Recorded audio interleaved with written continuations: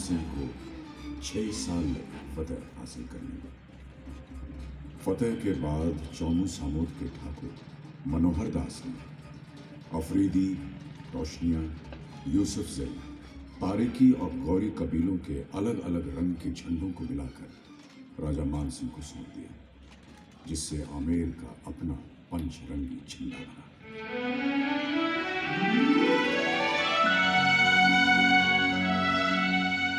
ये पंचरंगा आजाद हिंदुस्तान का तिरंगा आने तक उसी शान से लहराता रहा। राजा मान सिंह जब बंगाल की मुहिम पर गए तो वहां से शिला देवी को आमेर महल में लाकर स्थापित किया।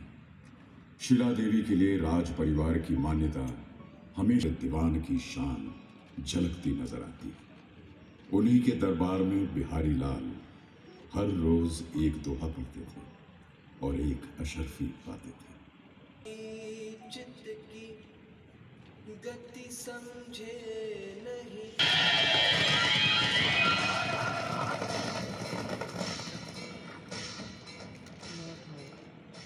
मराठों के हमले दिल्ली और राजस्थान पर बढ़ने लगे थे कि बेटे राम सिंह से कहा, तुम्हारे पिताजी ने वचन दिया था कि दरबार में मुझे इज्जत दी जाएगी। क्या यही इज्जत है? मेरे बेटे को, मेरे नौकर नेता को 5000 की मनसब और मुझे भी वही 5000 की मनसब, और जसवंत सिंह के नीचे मुझे खड़ा किया गया जिसे मैं कई बार लड़ाई में हरा चुका हूं। शिवाजी की आंखों में अंगारे फूट रहे थे। औरंगजेब ने राम सिंह से पूछा, राम सिंह, शिवाजी को क्या तकलीफ है? जहां बना कोई खास बात नहीं। ये जंगल के शेर हैं और मुगल दरबार की तहजीब से वाकिफ नहीं है। ओह, तो इन्हें साथ ले जाओ और इनकी देखभाल करो। शिवाजी को बहुत समझाया मगर वो जिद पर अड़े रहे। कई दरबारियों ने उनके खिलाफ बादशाह को शिकायत की और यह तय हुआ कि शिवाजी की हत्या कर दी जाए। कुंवर राम सिंह को जब यह मालूम हुआ तो उन्होंने अपने पिता के वचन और राजपूती शान को निभाते हुए शिवाजी को आगरा से भाग जाने में मदद की। शिवाजी दौसा के रास्ते चंबल को पार कर एक साधु के भेष में जंगल दर जंगल फिरते हुए 12 सितंबर 1666 को रायगढ़ के किले में पहुंचे। उनकी मां जीजाबाई ने उनके छत्रपति होने का ऐलान किया। उनका राज तिलक हुआ और रायगढ़ का किला जाग उठा। औरंगजेब मिर्जा राजा जयसिंह से शिवाजी के कैद खाने से बता, तू क्या कर सकता है? जहां पना मैं तो सब कुछ कर सकता हूँ। शादी के समय जब मर्द औरत का एक हाथ पकड़ता है तो उसको बहुत कुछ इख्तियारात देता है। हुजूर ने तो मेरे दोनों हाथ पकड़ लिए। मैं सोचता हूँ कि मुझे तमाम इख्तियारात मिल गए। इससे बढ़कर और क्या हो सकता है? सुभान अल्लाह, हम तुम्हारी हाजिर जवाबी से बहुत खुश हुए। तुम वाकई में औरों से सवा हो। राजस्थान के रेगिस्तान भी बड़े खूबसूरत हैं। मुसाफिरों के पांव जितने भी निशानों पर छोड़ जाए, हवा के झोंके उन्हें पहुंच के रेत के टीलों से ऐसे साफ कर देते हैं जैसे वहां से कोई गुजरा ही नहीं।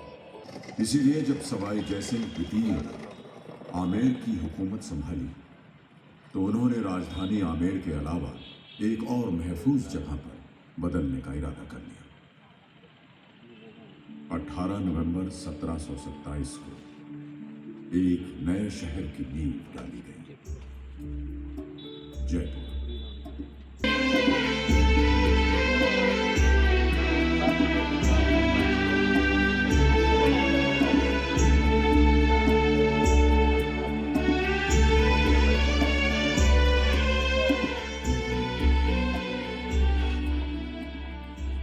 सवाई जयसिंह बहुत दूरंदेश इंसान थे।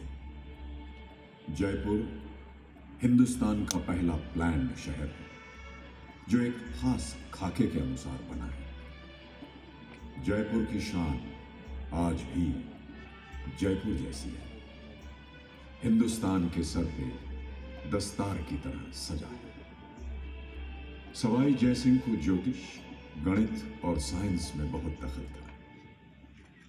दिल्ली, जयपुर, बनारस, उज्जैन और मथुरा के जंतर मंतर उन्हीं की देन है। सवाई जयसिंह ने आधुनिक हिंदुस्तान की बुनियाद रखी थी। डिस्कवरी ऑफ इंडिया में पंडित जवाहरलाल नेहरू ने इनकी तारीफ में लिखा है, सवाई जयसिंह जैसा इंसान कहीं भी किसी भी जमाने में पैदा होता तो कमाल करता। वो सिर्फ एक हाकिम, एक जंगजू, एक सियासतदान ही नहीं, हिंदुस्तान के सबसे तारीख दौर में एक रोशन दिमाग लेकर पैदा हुआ था। जयपुर शहर की राजधानी बनते बनते आमेर की रौनक कम होने लगी। 600 साल के बाद आमेर को सुस्ताने का वक्त मिला, लेकिन मराठों के हमले बार बार उसे झंझोड़ कर जगा देते। इस बार सवाई जयसिंह को एक किले की जरूरत महसूस हुई, जहां वे राजस्थान के खजानों को महफूज रख सकें। लूट खसूट के लिए बाहर से आए हमलावर ही नहीं, इस देश के अपने भी लोग थे। पश्चिम में है चांद पोल, एक उभरता है, एक गुरूब होता है, लेकिन यहां ये दोनों दरवाजे एक दूसरे के आमने सामने देखे जाते हैं। चांद पोल के आगे ही किले की पुरानी बस्ती शुरू हो जाती है। आपके बाईं तरफ जयगढ़ किले जाने के रास्ते पर एक 7 मंजिला ऊंचा मीनार है, जिसका नाम है दीवार बुर्ज। किसी जमाने में यह रोशन मीनार आमेर का रास्ता बताने का काम करता होगा। 101 सीढ़ियां चढ़नी पड़ती है इसकी ऊपरी मंजिल पर। याद रखी है जिस तेवर से कभी ये दहाड़ा करती थी। जय बान दुनिया की सबसे बड़ी तोप है, जो महाराज जयसिंह ने तैयार करवाई थी। 20 फुट लंबी इसकी नाल है। 3 लंबे कद के आदमी लेट जाए तब भी चौथे के बैठने की जगह बच जाती है। रुख बदलने के लिए इसे पहियों पर मोड़ा जाता था, और हर पहिए का व्यास 9 फुट का है, यानी 1.5 आदम कद। एक बार चलाने के लिए 100 किलो बारूद भरा जाता था, जिसकी मार वहां से चले तो मीलों दूर तक पहुंचे।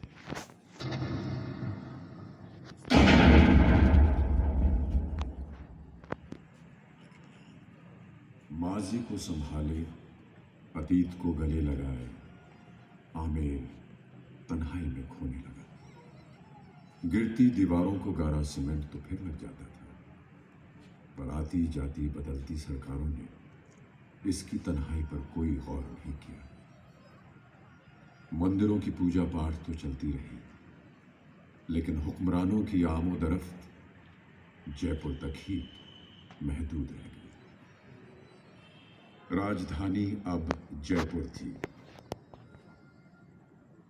जयपुर ने सब देखा, अंग्रेजों का दौर देखा, आजादी की लड़ाई भी देखी, आजादी भी। लेकिन आमेर दूर के रिश्तेदार की तरह अकेला पड़ गया। बस यूं ही खामोश खड़ा जयपुर को देखता रहा।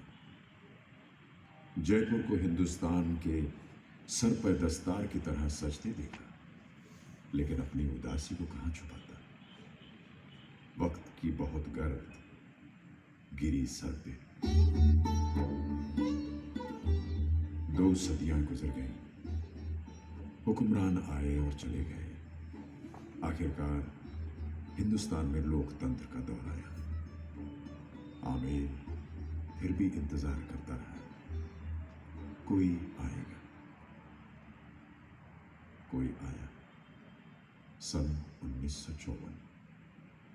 1954 में आमेर को जनता के लिए खोल दिया गया। जनता को अंदर आने की इजाजत दे दी गई। होंगे राजे राजकुंवर हम, बिगड़े दिल शहजादे, बिगड़े दिल शहजादे। हम सिंहासन पर जा बैठे जब जब करे इरादे, जब जब करे इरादे। आमेर अब लोगों का था और लोग आमेर के।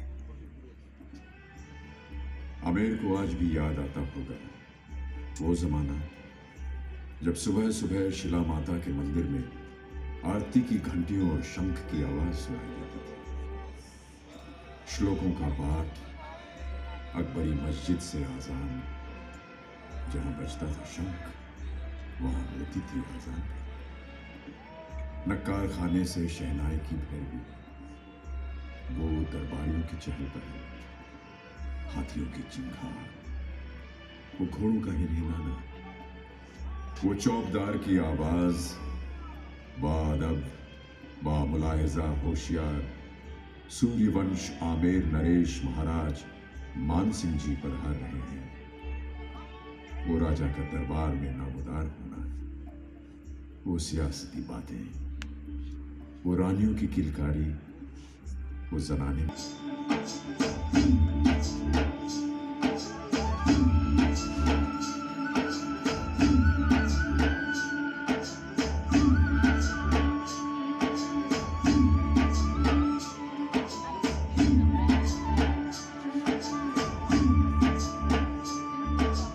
हिंदुस्तान की सतरंगी दस्तान है ये राजस्थान।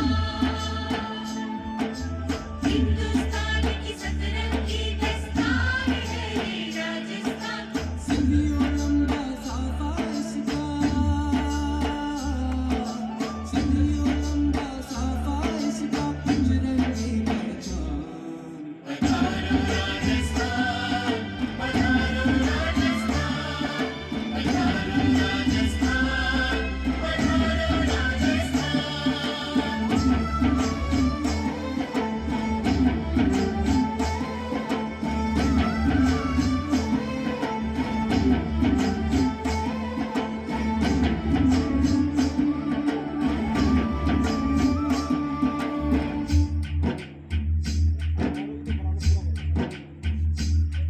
इतिहास यहाँ पर गुरजी गुरजी खड़ा हुआ है। इतिहास यहाँ पर गुरजी गुरजी खड़ा हुआ है। आकाश पे इसके सूरज का किन चढ़ा हुआ है। रात को जब परवाई आकर आंचल फेरती है, रात को जब परवाई आकर आंचल फेरती है। करवट लेकर सो जाता है, करवट लेकर सो जाता है पूरा रेगिस्तान। पधारो राजस्थान, पधारो राजस्थान, पधारो राजस्थान, पधारो राजस्थान।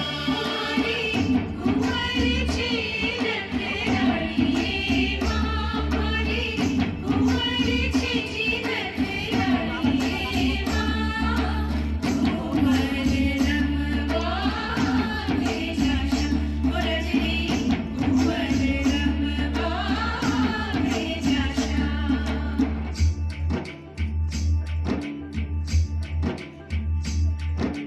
लहू से लिखी जगह जगह तहरीरें रखी है। लहू से लिखी जगह जगह तहरीरें रखी है। दरवाजों दीवारों पर तस्वीरें रखी है। मोड़ मोड़ पर लोक कथाएं रसता रोकती है।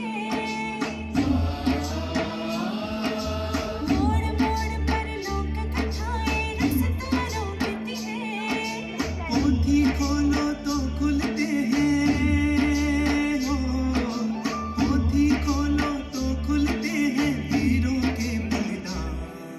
पधारो राजस्थान, पधारो राजस्थान, पधारो राजस्थान, पधारो राजस्थान। हिंदुस्तान की सतरंगी दस्तान है ये राजस्थान। सदियों लंबा साफा इसका,